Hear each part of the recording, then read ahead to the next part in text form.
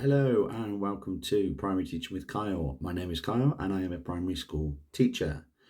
This YouTube channel is all about my ECT 2.0 journey, and this is week 2, review and reflection and things that have gone well, things that have not gone so well. So let's get started. So week 2, well, basically our first full week, really. Starting with the Monday. It's obviously very different for me because I am a job share, which means I work, as I've explained in other videos, which means I work 2.5 days a week. But what that means is the Monday and Tuesday, it means I have to, work as a supply teacher. But as this is the first full week of a school year, there's no work. So I sat on my hands for Monday and Tuesday. Didn't do any work at all. Couldn't do any teaching work. Contacted my agency. They had nothing. No one was sick. No one booked any training days or anything like that. So took the dog for a walk. Did a bit more planning. Looked at some, medium-term plans and things. Kind of got ready for Wednesday afternoon and science, and kind of went through it a bit more.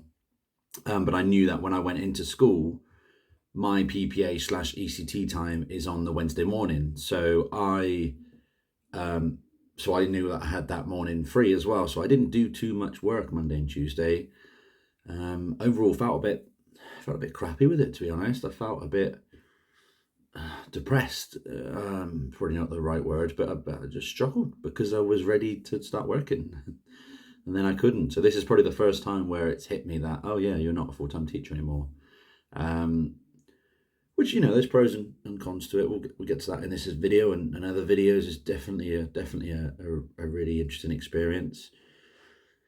And in terms of my own journey, I think this is the right time to do it. But yeah, so nothing really, no teaching stuff to talk about at all Monday and Tuesday. Wednesday morning, like I said, went in to do ECT PPA time. Had to do a few bits and bobs planning, change my lessons, had to go and get a new display up, and then the afternoon was straight into an assembly and then the science lesson. And yeah, it went okay, to be fair. It was the second science lesson we've had. They got on well with it. We're still focusing on our topic of light, and this week was about reflectiveness and was about how light reflects, what it doesn't reflect. So we did like a twinkle light source or reflector quiz game where they kind of did like an interactive game. They liked that, they really enjoyed with that. And then also we did some we also focused on experimenting. So I gave them a torch, gave them a white card, and we focused on learning about what's reflective and what's not. And then we gave them kind of a random box of materials. So I went and got some bits and bobs from the, science equipment cupboard. So I think in the end it was a tin can, a couple of, plastic foil, kind of like I call them apple pie cases, that type of thing, some paper, some card.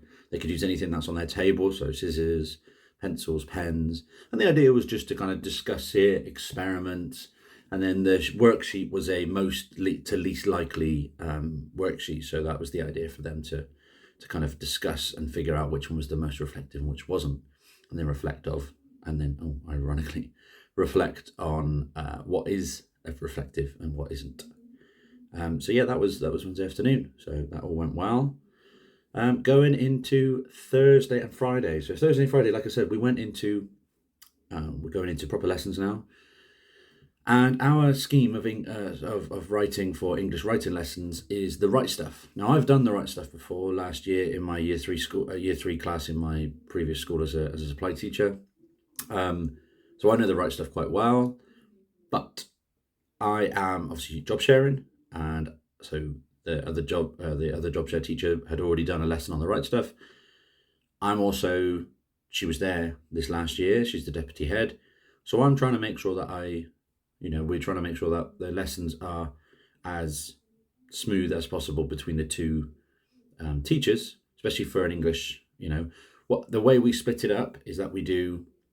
I do 2 right stuff. So Thursday and Friday we do right stuff, and then the other teacher does one on the Tuesday, and Monday and Wednesday we do like grammar lessons, so like spellings, quiz, and then like handwriting, and then other kind of grammar lessons as well. So we've got a bit of time.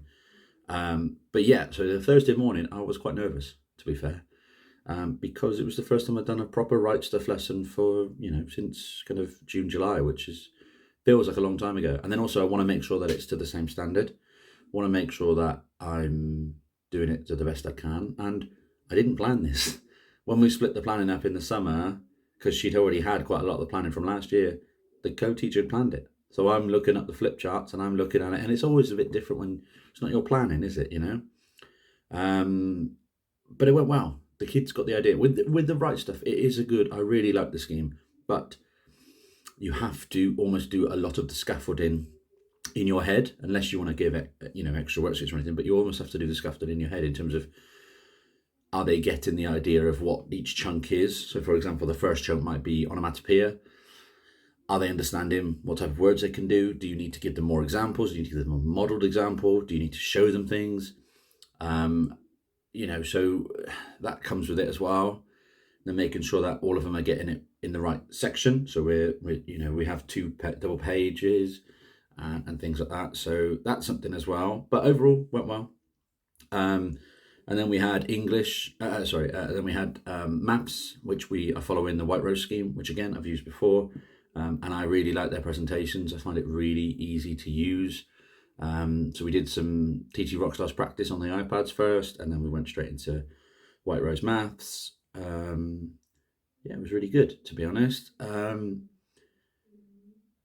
So I just find maths. I always find maths easier to teach. I think because it's a right or a wrong. I think because you start with the easy answer. So you start with, is it correct or not correct? So when they're answering whatever the question is, and then I find it easier to differentiate, because obviously you've got your differentiated worksheets anyway for most, schemes, especially White Rose Maths. But also I can always find it easier to differentiate because you're challenging their understanding, their reasoning, their problem solving. So the ones who don't get it straight away, the ones that do get it straight away, those are the ones that you can kind of really work through. And you can kind of challenge them and say, how did you figure this out? Okay, what about this question? And that side of it, especially we're focusing on place value at the moment. So it's really all about the columns. It's really about understanding the actual value of each digit. And obviously the biggest kind of problem that most of the children would have would be putting it in the wrong column, or not understanding that the 3 is in the 1, so that means it's 3. Oh, the 3 is in the 100, so it's 300. And adding those zeros or anything like that, really. So they get in there in the end. We've done a bit of an RE lesson as well. We did a bit of PSHE lesson. Did our first People of the Week and Reading Champion of the Week, and in the big celebration assembly, that was really cool. And PE, it's always nice to kind of get back in my comfort zone of delivering a PE lesson. I've just got so many ideas in the back of my head, just like, yeah, we'll just do that one, and it's no harm at all. But it's still a bit more manic because I went out there and there was 4 or 5 other teachers deciding to do forest school and other lessons out there, so it's a bit more manageable and things like that. So in terms of overall, I'm just going to go for one win and one thing that went well, one thing that didn't went well. Didn't went well. Oh, that's horrendous. Didn't go well. I think we'll start with the negative first. I think the negative is still working on that behaviour management, still working on that kind of low level classroom chatter. I'm still figuring out. I think I'm going to start with next week. I'm going to start with different ways of getting their attention. So maybe a clap type of thing. I know it's a bit cheesy, but it works, because at the moment I'm doing a countdown, which works, but then I get down to 0 and some of them aren't still on there. So I need to figure out what I'm going to do next, because I'm not getting their attention. And also maybe that's a behaviour part. Maybe I need to be a bit harsher on the behaviour with that. I don't know. That's just something that's still massive in my head to get on with that. And hopefully we're going to start ECT training, because I haven't done any of it yet. So hopefully that's coming up, because I know that is a big thing for ECT training. And then the positive is that we had a meet and greet on the Wednesday afternoon after school. I set up a little kind of looping PowerPoint with things that parents should know.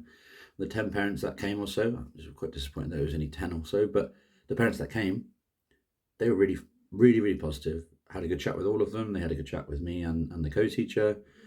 Took their, they took their kids around the classroom, showed them where their drawers, or etc., etc.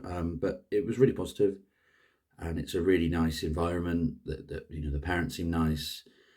Kids definitely seem nice. They're just a bit chatty, but in terms of behavioural problems, there's not many at all. And they seem like they want to learn, and they seem really open to challenges as well, which is what I like. So yeah, overall, yeah, week 2, week 1 proper, really, getting into proper lessons. It feels like it's started now. Obviously, we had the news about the Queen last week, so that was very interesting with how schools changed, and obviously with the bank holiday. But obviously, the Friday's assembly had to change, and we talked at the Friday assembly, and the head teacher we have at our school was really, really calm and really composed and able to have a big discussion with the whole school. And it was some quite interesting questions, but it's really interesting how things change on a day-to-day basis. If you need any more proof that something that can happen, all that planning that you would have done for that week is out of the window. But yeah, overall, really good. Still enjoying it. Still waiting to do some ECT training, and still going on to it really. So yeah, hope you all had a good week 2 proper, and hope to see you soon. Bye.